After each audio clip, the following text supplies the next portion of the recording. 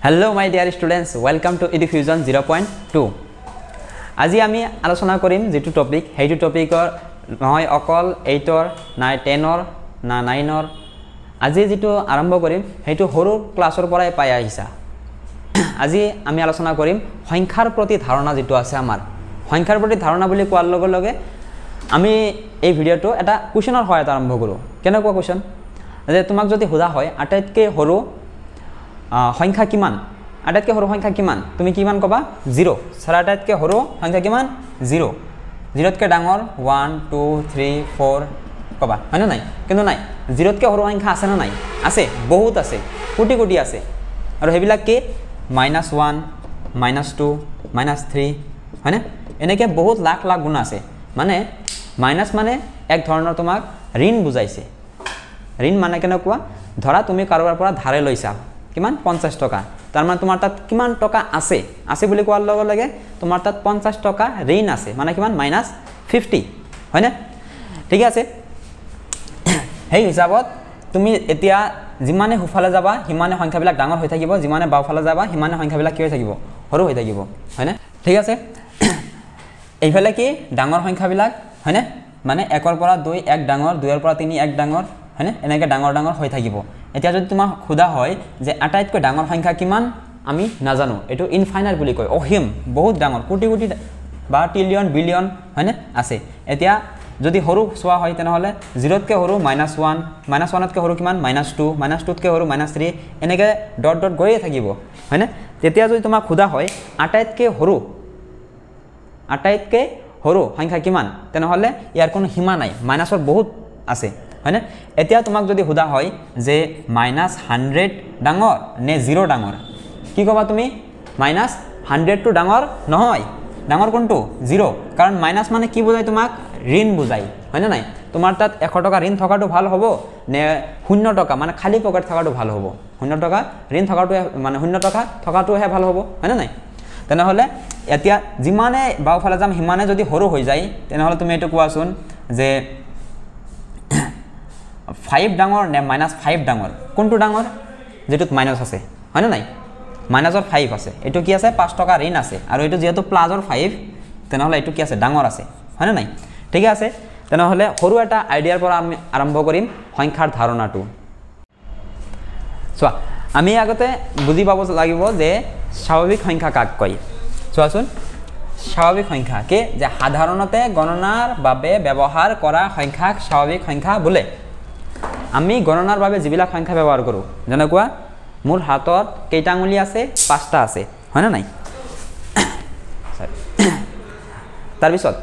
মোৰ চকু কেইটা 2টা হয় না তেনহলে এবিলাক কি স্বাভাৱিক সংখ্যা মানে কেনেকুৱা ধৰণৰ যিবিলাক আমি গণনা কৰিব পাৰো এতিয়া ধৰা তোমাৰ তাত 1 টকাও নাই হয় না নাই তোমাক যদি কোনোবাই হুদে যে তোমাৰ তাত কিমান টকা আছে তুমি কি কবা যে 1 টকাও নাই হয় না নাই তুমি তো নকোৱা যে মোৰ তাত 0 টকা আছে হয় না নাই তেনহলে গণনাৰ বাবে সদায় নাম্বাৰ কৰ পৰা ষ্টাৰ্ট হয় 1 ৰ পৰা ষ্টাৰ্ট হয় হয় না তেনহলে স্বাভাৱিক সংখ্যা মানে গণনাৰ বাবে ব্যৱহাৰ কৰা সংখ্যাবিলাক 1 ৰ পৰা ষ্টাৰ্ট হয় 1 2 3 4 5 আৰু এবিলাক হৈছে কি এটা এটা গোটা সংখ্যা হয় না তাৰ পিছত এই স্বাভাৱিক সংখ্যাৰ ভিতৰত তোমাৰ কি নাহে ঋণাত্মক সংখ্যা নাহে মাইনাস নাহে ভগ্নাংশ নাহে মাইনাস নাহে যেনেকুৱা -2 -3 -100 এবিলাক নাহে ভগ্নাংশ নাহে 5/7 -10/16 তো এই ধৰণৰ সংখ্যাবিলাক স্বাভাৱিক সংখ্যা নহয় কিয় স্বাভাৱিক সংখ্যা এবিলাক হৈছে তোমাৰ এক ধৰণৰ গোটা গোটা সংখ্যা ঠিক আছে এতিয়া যদি তোমাক খুদা হয় যে 1.5 এটো স্বাভাৱিক সংখ্যা হয় না নাই তুমি কি কবা নহয় 1.5 কোনো ধৰণৰ দশমিকৰ সংখ্যা স্বাভাৱিক সংখ্যা হ'ব নোৱাৰে ঠিক আছে চোৱা এতিয়া আমি আলোচনা কৰিম পূৰ্ণ সংখ্যা কি 0 আৰু আটাইবোৰ স্বাভাৱিক সংখ্যাক একেলগে পূৰ্ণ সংখ্যা বোলে আমি অলপ আগতে কি চালো স্বাভাৱিক সংখ্যা হয় না স্বাভাৱিক সংখ্যা কি আছিল 1 ৰ পৰা যিবিলাক সংখ্যা আৰম্ভ হয় হয় না নাই যত তোমাৰ কি নাথাকে ভগ্নাংশ নাথাকে ঋণাত্মক সংখ্যা নাথাকে মাইনাসৰ নাথাকে হয় না নাই এতিয়া এই স্বাভাৱিক সংখ্যাৰ লগত এইখিনি স্বাভাৱিক সংখ্যাৰ লগত বাকি একো চেঞ্জ নহয় জাস্ট এটা 0 লাগিব 0 লাগাৰ লগে লগে এইখিনি কি হৈ যাব এটা পূৰ্ণ হৈ যাব যেনেকুৱা বস্তুটো এটা পূৰ্ণতা প্ৰাপ্ত হৈ গল হয় না নাই ঠিক আছে এতিয়া যদি তোমাক কোনোবাই সোধা হয় মানে সোধে যদি যে -5 টো পূৰ্ণ সংখ্যা হয় না নাই আমি কম কি নহয় কিয় নহয় কাৰণ পূৰ্ণ সংখ্যা 0তকৈ ডাঙৰ হৈ আছে আৰু বাকি সব স্বাভাৱিক সংখ্যাই আছে অকল জাস্ট এটা শূন্য লাগিছে হয় না নাই তেনেহলে -5 টো পূৰ্ণ সংখ্যাত কেতিয়াও নাহে -5 ক'ত আহিব শূন্যতকৈ সৰু হ'ব লাগিব হয় না নাই এতিয়া তেনেহলে আমি এটা কথা বুজি পালো যে গোটেই কেইটা স্বাভাৱিক সংখ্যা পূৰ্ণ সংখ্যা হয় গোটেইখিনি স্বাভাৱিক সংখ্যা পূৰ্ণ সংখ্যা হয় কিন্তু গোটেইখিনি পূৰ্ণ সংখ্যা আকৌ স্বাভাৱিক সংখ্যা নহয় কিয় কাৰণ এটা শূন্য কম বেছি স্বাভাৱিক সংখ্যা কি নাই শূন্য নাই ঠিক আছে তেনেহলে কি বুজি পালো আটাইবোৰ স্বাভাৱিক সংখ্যাই পূৰ্ণ সংখ্যা কিন্তু ইয়াৰ উল্টাটো সত্য নহয় যে আটাইবোৰ পূৰ্ণ সংখ্যাই স্বাভাৱিক সংখ্যা নহয় কিয় কাৰণ স্বাভাৱিক সংখ্যাত কি নাই শূন্য নাই ঠিক আছে চোৱা ইয়াৰ পিছত আমি চাম অখণ্ড সংখ্যা অখণ্ড সংখ্যা কি অখণ্ড সংখ্যা হৈছে পূৰ্ণ সংখ্যা আৰু ঋণাত্মক সংখ্যাক একেলগে অখণ্ড সংখ্যা বুলি কোৱা হয় পূৰ্ণ সংখ্যা কৰবৰ আৰম্ভ হয় আটাইতকৈ সৰু পূৰ্ণ সংখ্যা কিমান শূন্য হয়নে এই শূন্যৰ পৰা এইখিনি কি এইখিনি হৈছে তোমাৰ পূৰ্ণ সংখ্যা আকৌ 1ৰ পৰা কি আছিল এইখিনি হ'ল তোমাৰ স্বাভাৱিক সংখ্যা তো এইখিনি পূৰ্ণ সংখ্যা আৰু এই যেখিনি ঋণাত্মক সংখ্যাক একেলগে আমি কি বুলি কম অখণ্ড সংখ্যা বুলি কম হয়নে অখণ্ড সংখ্যাক তোমাৰ জেডৰে বুজোৱা হয় ঠিক আছে এতিয়া তোমাক যদি সোধা হয় যে আটাইতকৈ ডাঙৰ অখণ্ড সংখ্যা কিমান 0ৰ পৰা সোঁফালে চাবা কিয় কাৰণ ধনাত্মক সংখ্যাবিলাক ডাঙৰ হয় ঋণাত্মক সংখ্যাতকৈ হয় না নাই তেনেহলে 1 2 3 4 এনেকৈ ডাঙৰ হৈ এটা সময়ত এটা কি আছে ইনফাইনাইটলৈ আছে মানে অসীমলৈ আছে তেনেহলে আটাইতকৈ ডাঙৰ পূৰ্ণ সংখ্যা আমাৰ অখণ্ড সংখ্যা নাই অসীম তাৰপিছত আটাইতকৈ সৰু বুলি কোৱাৰ লগে লগে 0তকৈ সৰু -1 -1তকৈ সৰু -2 এনেকৈ বহুত আছে কোটি কোটি আছে হয়নে সেইবিলাক কি তোমাৰ সৰু হ'ব তেনেহলে আটাইতকৈ সৰু অখণ্ড সংখ্যাও আমি নাজানো আটাইতকৈ ডাঙৰ অখণ্ড সংখ্যাও আমি নাজানো সেইবিলাক কি হ'ব অসীম হ'ব ঠিক আছে এতিয়া অখণ্ড সংখ্যা বিলাকৰ ভিতৰত কি আহে তোমাৰ অখণ্ড সংখ্যাৰ ভিতৰত বিশেষকৈ তোমাৰ আহিল স্বাভাৱিক সংখ্যা আহিল বা শূন্য এটাক লৈ কিনে যদি কওঁ তেনেহলে আহিল পূৰ্ণ সংখ্যা আৰু ইহঁতৰে সেম সংখ্যাবিলাকৰ ঋণাত্মক সাইনটো হয়নে ইয়াতো কি হয় এটা এটা গোটা গোটা সংখ্যা হয় ইয়াত কোনো ধৰণৰ নেগেটিভ সংখ্যা নাহে কি কয় নেগেটিভ সংখ্যা মানে দশমিকত নাহে নেগেটিভ আহিব কিন্তু নেগেটিভত যদি তোমাৰ ধৰা -1.5 হয় এইটো কিন্তু আমাৰ অখণ্ড সংখ্যা নহয় গোটা সংখ্যা হ'ব লাগিব মাইনাছ থাকিলেও হ'ব প্লাছ থাকিলেও হ'ব তাৰপিছত আকৌ ফ্ৰেকশ্যনত নাহে মানে ভগ্নাংশত নাহে ধৰা 5/7 বা -5/7 হওক এইটো ঋণাত্মক হয় ঋণাত্মক হ'লে কিন্তু অখণ্ড সংখ্যা নহয় এইটো ঋণাত্মক হয় কিন্তু এইটো তোমাৰ কি নহয় অখণ্ড সংখ্যা নহয় অখণ্ড সংখ্যা হ'বলৈ কি লাগিব যে পূৰ্ণ সংখ্যাবিলাকৰতে বা স্বাভাৱিক সংখ্যাবিলাকৰে আগত কি দিব লাগিব মাইনাছ দিলেও হ'ব হয় না নাই তেনেহলে অকল মাইনাছ থাকিলেও কোনো কথা নাই প্লাছ থাকিলেও কথা নাই কিন্তু মাইনাছত যদি তোমাৰ দশমিকৰ সংখ্যা থাকে বা প্লাছতে যদি তোমাৰ দশমিকৰ সংখ্যা থাকে সেইবিলাক কিন্তু নহয় যদি মাইনাছত তোমাৰ ভগ্নাংশত সংখ্যা থাকে তথাপিও নহয় এইবিলাক কি অখণ্ড সংখ্যা নহয় এইবিলাক অখণ্ড সংখ্যা নহয় অখণ্ড সংখ্যা হ'বলৈ হ'লে কি লাগিব গোটা গোটা সংখ্যা থাকিব লাগিব আৰু ইয়াতৰ আগত প্লাছ থাকক অথবা মাইনাছ থাকক তেনেহলে আমি কি পালো শূন্যৰ সু হাতত প্লাছৰ 1 2 3 শূন্যৰ বাও হাতত -1 -2 -3 হয়নে শূন্যটো তোমাৰ ধনাত্মকো নহয় ঋণাত্মকো নহয় ঠিক আছে চোৱা ইয়াৰ পিছত আমি চাম পৰিমেয় সংখ্যা চোৱাচোন পৰিমেয় সংখ্যা কি এইটো বহুত বেছি ইম্পৰ্টেণ্ট আৰু এইটো তোমালোকে ক্লাছ 8তো পোৱা 9তো পোৱা 10তো পোৱা আৰু ইয়াৰ কনচেপ্টটো জানা বহুত বেছি দৰকাৰ ইয়াতে বহুত ষ্টুডেণ্টবিলাকে কি হয় কনফিউজ হৈ যায় ঠিক আছে পৰিমেয় সংখ্যা কি যিবোৰ সংখ্যাক p/q আৰ্হিত প্ৰকাশ কৰিব পাৰি য'ত p/q অখণ্ড সংখ্যা আৰু q is not equal to 0 তেনে সংখ্যাক পৰিমেয় সংখ্যা বোলে তাৰ মানে কি যিবোৰ সংখ্যাক আমি p/q মানে কি ভগ্নাংশ বুলি ক'ব পাৰি ভগ্নাংশ মানে কি বিল্ডিঙৰ নিচিনা যে ওপৰত কিবা এটা সংখ্যা থাকিব তলত কিবা এটা সংখ্যা থাকিব মানে যেনেকুৱা ওপৰটো কি হয় লব হয় তলৰটো কি হয় হৰ হয় হয়নে নাই তেনেহলে যিবোৰ সংখ্যাক আমি লব আৰু হৰ আকাৰত প্ৰকাশ কৰিব পাৰি হয়নে নাই আৰু অকল লব বাই হৰ আকাৰত প্ৰকাশ কৰিলেই নহব আমি লবটোক p বুলি ধৰি লৈছো হৰটোক q বুলি ধৰি লৈছো মানে যিবোৰ সংখ্যাক p/q আৰ্হিত প্ৰকাশ কৰিব পাৰি য'ত আৰু p আৰু q দুইটা কি হ'ব লাগিব অখণ্ড সংখ্যা হ'ব লাগিব অখণ্ড সংখ্যা আমি অলপ আগতে পাইছো হয়নে নাই অখণ্ড সংখ্যাবিলাক কি আছিল মাজত 0 আছিল সোঁফালে প্লাছৰ 1 2 3 আৰু বাওঁফালে -1 2 3 এইবিলাক হ'ব লাগিব হয়নে নাই আৰু তলৰ q2 মানে হৰটো কেতিয়াও 0 হ'ব নোৱাৰে আমি কিছুমান উদাহৰণ লৈছো চোৱা যেনেকুৱা -5/7 চোৱাচোন এতিয়া এইটো তোমাৰ p বাই q আৰ্হিত আছে না নাই আছে ওপৰত এটা সংখ্যা আছে তলত এটা সংখ্যা আছে এতিয়া p বাই q আৰ্হিত থাকিলে নহব কি হ'ব লাগিব p আৰু q অখণ্ড সংখ্যা তোমালোকৰ ভিতৰত বহুত ষ্টুডেন্টে পৰিমেয় সংখ্যা কাক বোলে কোৱাৰ লগে লগে কি কৈ দিয়া স্যাৰ যিবোৰ সংখ্যাক আমি p বাই q আৰ্হিত প্ৰকাশ কৰিব পাৰি তেনে সংখ্যাক পৰিমেয় সংখ্যা বুলি কোৱা হয় নাই এইখিনি ক'লে নহব তাৰ লগতে কি হ'ব লাগিব যে p q অখণ্ড সংখ্যা আৰু q নট ইকুৱেল টু কি হ'ব লাগিব 0 হয় না ইয়াত চোৱা -5/7 এটো p বাই q আৰ্হিত আছে না নাই আছে তাৰ লগতে ওপৰৰ -5 আৰু তলৰ 7 দুইটাই কি হয় অখণ্ড সংখ্যা হয় লগতে এতিয়া মাইনাস টো ওপৰত থাকক বা তলত থাকক চোৱাচোন এটো 9/-5 এটো এটা পৰিমেয় সংখ্যা হয় কিয় হয় কাৰণ ওপৰৰ 9 টো এটা অখণ্ড সংখ্যা তলৰ -5 টো এটা কি হয় অখণ্ড সংখ্যা হয় হয়নে একেদৰে যদি মাইনাস না থাকে তথাপি তোমাৰ এটো পৰিমেয় সংখ্যা হৈ আছে 7/11 কিয় 7 এটা অখণ্ড সংখ্যা 11 এটা অখণ্ড সংখ্যা এতিয়া কনফিউজ হ'ব নালাগে চোৱা 2.57 এটো এটা কি হয় পৰিমেয় সংখ্যা হয় কেনেকে 2.57 ক আমি কি দৰে লিখিব পাৰি দশমিক উঠোৱাৰ বাবে তলত আমি দিম 1 এতিয়া দশমিকৰ পিছত কেইটা অংক আছে দুটা 5 আৰু 7 তেনেহলে দুটাৰ বাবে দুটা শূন্য আহিব ওপৰৰ পৰা দশমিকটো উঠি গল এতিয়া চোৱাচোন এটো এটা পৰিমেয় সংখ্যা হল না নাই হল কেনেকে কাৰণ ওপৰটো এটা অখণ্ড সংখ্যা তলৰটো এটা অখণ্ড সংখ্যা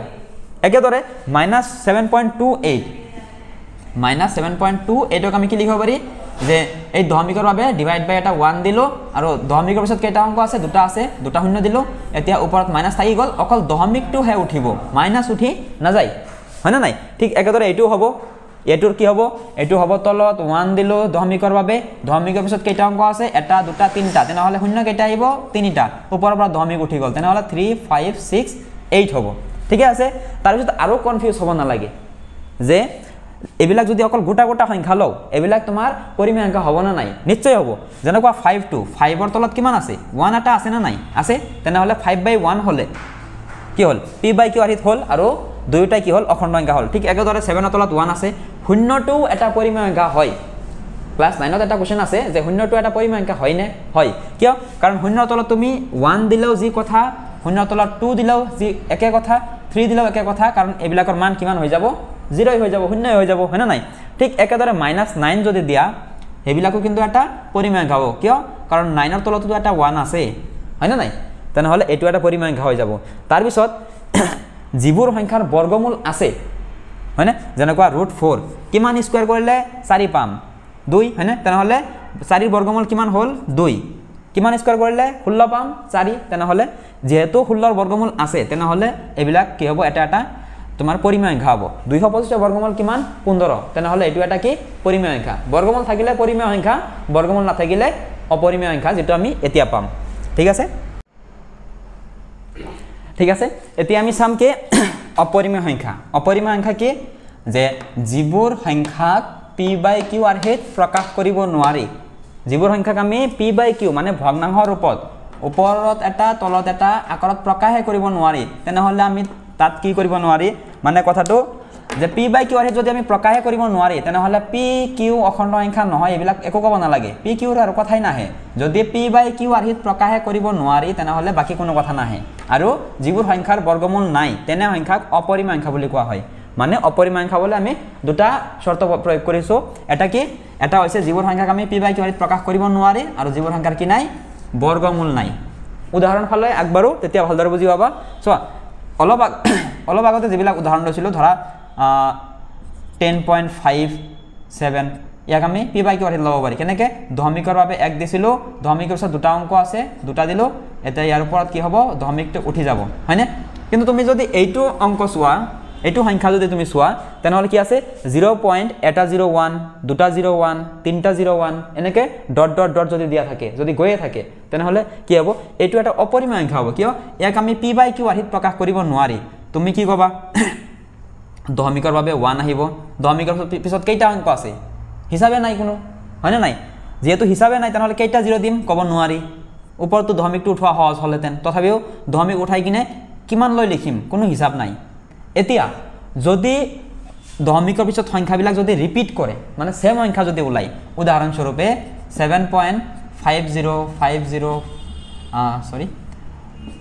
50 এনেকে যদি ডট ডট দিয়া থাকে এইটো এটা পৰিমেয় সংখ্যা হ'ব যেটো তোমালোকে ক্লাস 9 ৰ মেথছত পাবা বা ইয়াৰ পিছত নেক্সট যিবিলাক ভিডিও আহিব হেবিলাকত প্ৰথম চেপ্টাৰটো আলোচনা কৰিলে এটো পাই যাবা ঠিক আছে তেনেহলে এটো তোমাৰ কি নহয় পৰিমেয় সংখ্যা নহয় অপৰিমেয় সংখ্যা হ'ব কাৰণ কি ৰিপিট কৰা নাই দশমিকৰ পিছত ৰিপিট কৰিলে পৰিমেয় সংখ্যা হলহেতেন দশমিকৰ পিছত ৰিপিট কৰা নাই কাৰণে অপৰিমেয় সংখ্যা হ'ব এইটো কিয় 7.2 এটা 8 2 দুটা 8 2 তিনিটা 8 হয়নে এনেকুৱা দশমিকৰ পিছত যদি ৰিপিট নকৰা সংখ্যা থাকে একে সংখ্যা যদি বাৰে বাৰে নোলাই তেনেহলে এইটো কি হ'ব অপৰিমেয় সংখ্যা হ'ব তাৰ পিছত আটাইতকৈ ভাল পৰিচিত অপৰিমেয় সংখ্যা হৈছে তোমাৰ পাই ইয়াৰ নাম কি পাই পি আই পাই হয়নে ই হৈছে এটা ধ্ৰুবক পদ হয়নে ইয়াৰ মান হৈছে আমি ইয়াৰ আসল মান নাই কিন্তু ইয়াৰ আসন্ন মান হৈছে 22 বাই কিমান 7 বা ইয়াৰ দশমিকৰ মান যদি লও তেনেহলে 3.1428 সামথিং আছে শৰ্টকাটত 3.14 লোৱা হয় এই ক্ষেত্ৰত তোমালোকক আৰু এটা কথা কৈ দিব বিচাৰিছো পাইৰ জন্মদিন আছে মানে যেটো তাৰিখত পাই আৱিষ্কাৰ হৈছিল হেতু তাৰিখ হৈছে ইয়াৰ মানটোতে আছে কিমান 14 তাৰিখ 3 মাহ মানে মাৰ্চৰ 14 তাৰিখত পাইৰ জন্মদিন হৈছিল মানে পাই আৱিষ্কাৰ কৰা হৈছিল আৱিষ্কাৰ কৰিছিল তাৰ পিছত সেই দিনটোক পাই ডে বুলি এতিয়া পালন কৰা হয় ঠিক আছে আৰু তাৰ পিছত অপৰিমেয় সংখ্যা কি আছে √2 √3 √101 মানে কি যিবোৰ সংখ্যাৰ কি নাই বৰ্গমূল নাই অলপ আগতে আমি কি পালো পৰিমেয় সংখ্যাত পাইছিলো যিবোৰ সংখ্যাৰ বৰ্গমূল আছে যেনেকুৱা √4 √9 হয় না √100 কিন্তু ইয়াত চোৱা √2 2 ৰ বৰ্গমূল নাই কিমান স্কয়াৰ কৰিলে 2 পাম নাও নাই হয় না নাই কিমান স্কয়াৰ কৰিলে 3 পাম নাই তো এইবিলাক সংখ্যা কি হয় এটা এটা অপৰিমেয় সংখ্যা হয়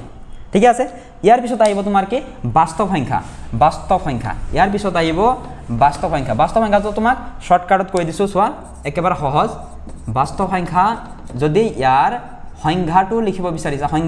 বিচাৰিছা কি লিখিবা পৰিমেয় আৰু অপৰিমেয় সংখ্যাক একেলগে বাস্তৱ সংখ্যা বুলি কোৱা হয় কি কলো মই পৰিমেয় আৰু অপৰিমেয় সংখ্যাক একেলগে বাস্তৱ সংখ্যা বুলি কোৱা হয় এতিয়া পৰিমেয় আৰু অপৰিমেয় সংখ্যা যদি আমি একেলগে ক'ব বিচাৰো তেনেহলে তুমি এতিয়ালৈ যিমান কেইটা সংখ্যা চাইছা